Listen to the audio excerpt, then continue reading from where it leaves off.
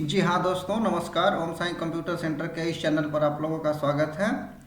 आज हम लोग एम एस एक्सेल में सीखेंगे सम और सम इफ का फार्मूला, काउंट और काउंट इफ का फार्मूला, और एक फार्मूला सीखेंगे हम लोग जिसे काउंट ब्लैंक कहते हैं। तो ये चारों फार्मूला हम लोग आज सीखेंगे। मैं लिख देता हूँ यहाँ पे COUNT काउंट, और काउंट काउंट इफ, और क्या लिखेंगे हम लोग काउंट इफ, और लिखेंगे हम लोग सम और सम इफ, और हम लोग सीखेंगे COUNT count BLANK count blank. ये सभी फार्मूला को हम लोग आज सीखेंगे।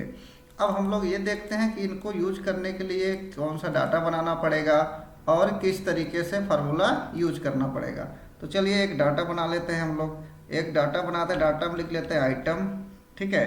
आइटम के बाद हम लोग लिख लेते हैं, मान लीजिए कि लिख लेते हैं कि हम लोग जनवरी महीने में कितने का सेल हुआ है, और फरवरी महीने में कितना सेल हुआ है, और टोटल कितना सेल हुआ है, ठीक है।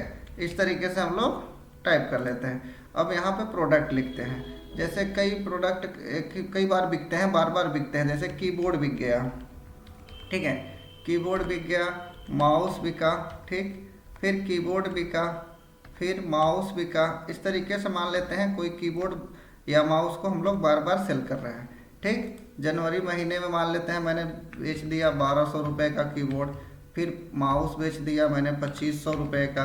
इस तरीके से हम लोग प्रोडक्ट को बेच रहे हैं, ठीक है। टोटल मैं ऐसे लिख दे रहा हूँ, आप लोग समझ लेंगे, ठीक है। कि मान लीजिए कि मैंने कीबोर्ड टोटल बेचा है 1200 रुपये का जनवरी महीना में, और फरवरी महीना में 1800 का टोटल बेचा है मैंने, ठीक है। और ये मान लेते हैं कि 2600 का मैंने बेचा है। इस तरीके से हम लोग टाइप कर सकते हैं, ठीक है। तो आप लोग भी ऐसे टाइप कर लीजिएगा।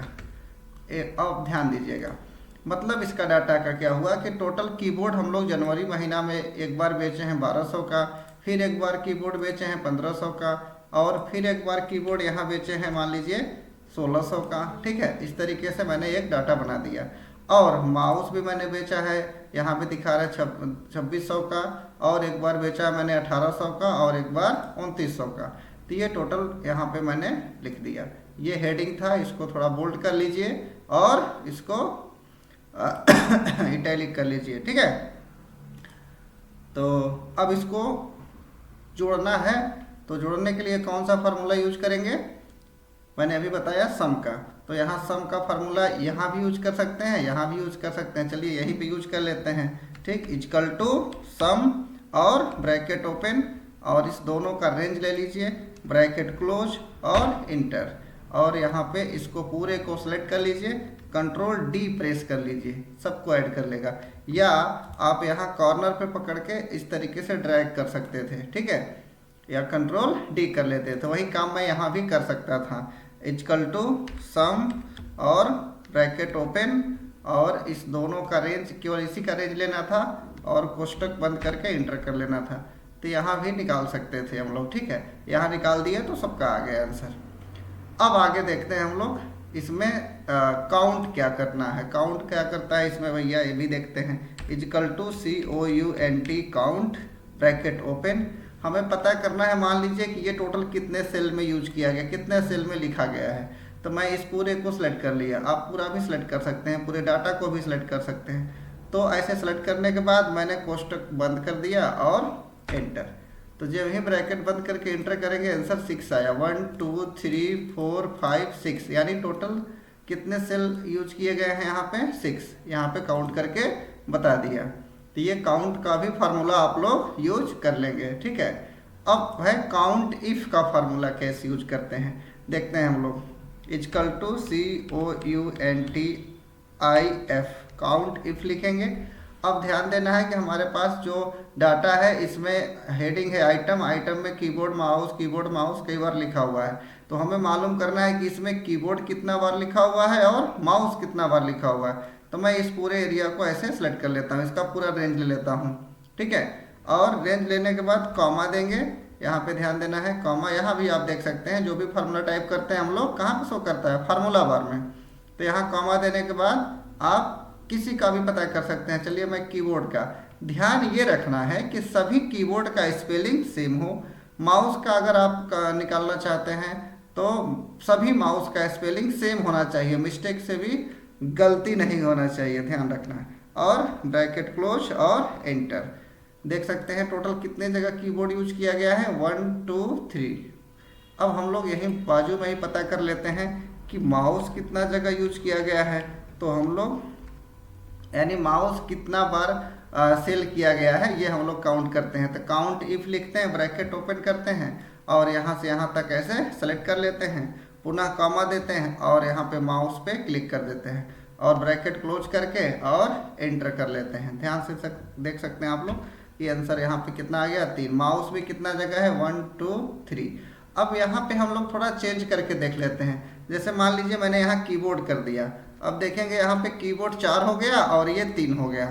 तो ये फार्मूला का यही फायदा होता है, आप डाटा में छेड़छाड़ करेंगे तो ऑटोमेटिक आपके रिजल्ट में भी चेंजिंग नजर आएगा, देख सकते हैं। अब आगे देखते हैं कि हम लोग सम इफ का फार्मूला कैसे यूज करेंगे। ठीक है, तो सम इफ का फार्मूला यूज करने के लिए क्या करना होगा, हमें यहाँ पे लिखेंगे इक्वल टू और सम और इफ और ब्रैकेट ओपन करेंगे, ध्यान से देखना है। और यहाँ पे हम लोग इस पूरे एरिया को ऐसे सेलेक्ट कर लेंगे। ठीक है, और सेलेक्ट करने के बाद अब ध्यान देना है, इसमें मुझे मान लीजिए केवल कीबोर्ड वाले अमाउंट को यहाँ पे ऐड करना है, केवल कीबोर्ड वाले अमाउंट को।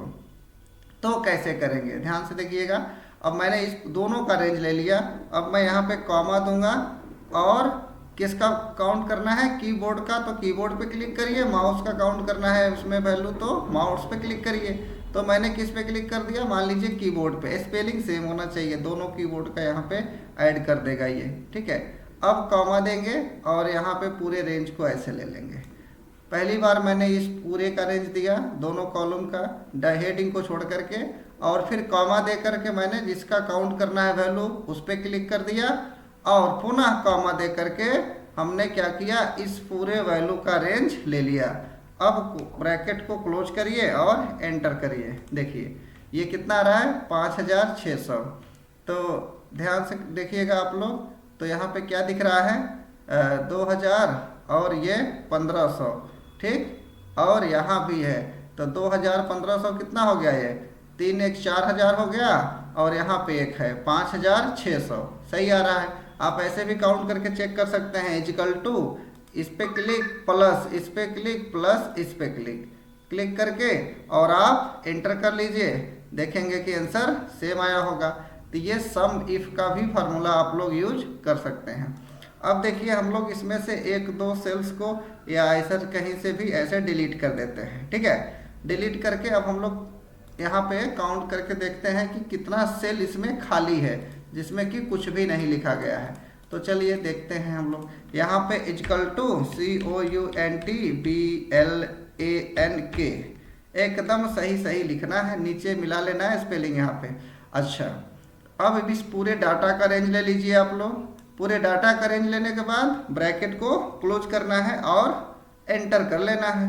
देख सकते हैं 1 2 3 4 4 ही जगह तो खाली है। अब हम लोग एक आध जगह अमाउंट लिख के चेक कर लेते हैं, जैसे मैंने यहाँ पे लिख दिया। तो अब 1 2 3 ही जगह खाली है, ऑटोमेटिक यहाँ पे देख सकते हैं चेंजिंग हो जा रहा है। अब देखिए 2 ही दिखा रहा है। तो इस तरीके से आप जो भी फिलअप करेंगे यहाँ पे कितने सेल खाली हैं वो ऑटोमेटिक यहाँ चेंज होता जाएगा। तो आप लोग सम कर सकते हैं, सम इफ यूज कर सकते हैं फार्मूला, काउंट यूज कर सकते हैं और काउंट इफ यूज कर सकते हैं, काउंट ब्लैंक यूज कर सकते हैं। तो ये वीडियो कैसा लगा आप लोगों का कमेंट में ज़रूर बताइएगा और लाइक करना ना भूलें। फिर मिलेंगे ब्रेक के बाद इसी चैनल पे। धन्यवाद।